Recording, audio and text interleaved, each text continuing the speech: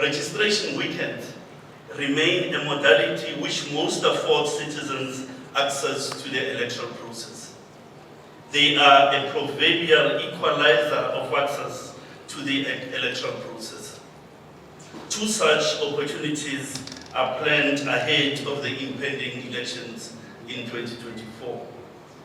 The first of this takes place on the 18th and 19th of November 2023.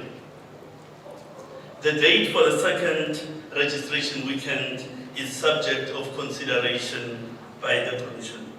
To convince citizens, especially young persons, to take charge, we intend reminding them that this democracy belongs to them and inviting them to take ownership of it as responsible citizens.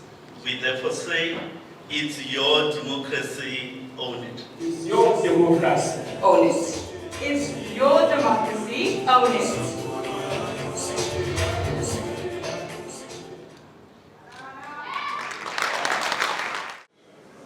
All right, I think the IEC has outdid themselves today. I think this was wonderful. I think they are wholly prepared.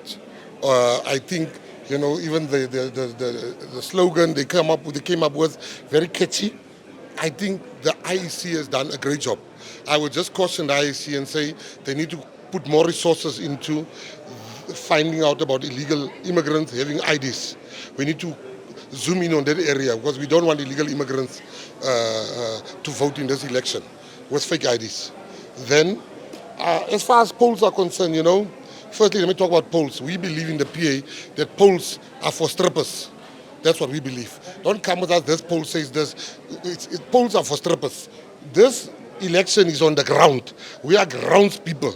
We're going to we were the breakout party of 2021. They can deny that all they like, and we are going to repeat that feat in 2024. It's the most competitive election in our post-democratic South Africa. It's the most competitive election in 30 years, and every vote is going to count in this election. And people need to understand that change doesn't happen by osmosis. It is an act of the will, and that young people particularly need to be part of that ecosystem of change if they want to build a more inclusive, prosperous future for themselves and for the country.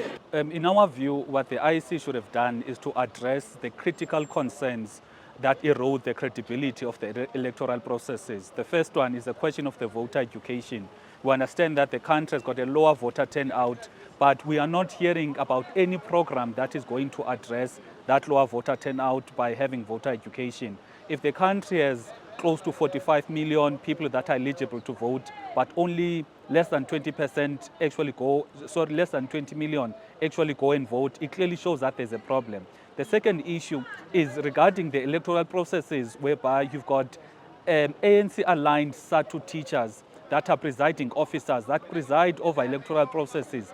That's why you find in the last election there was a teacher that voted for more than 20 times.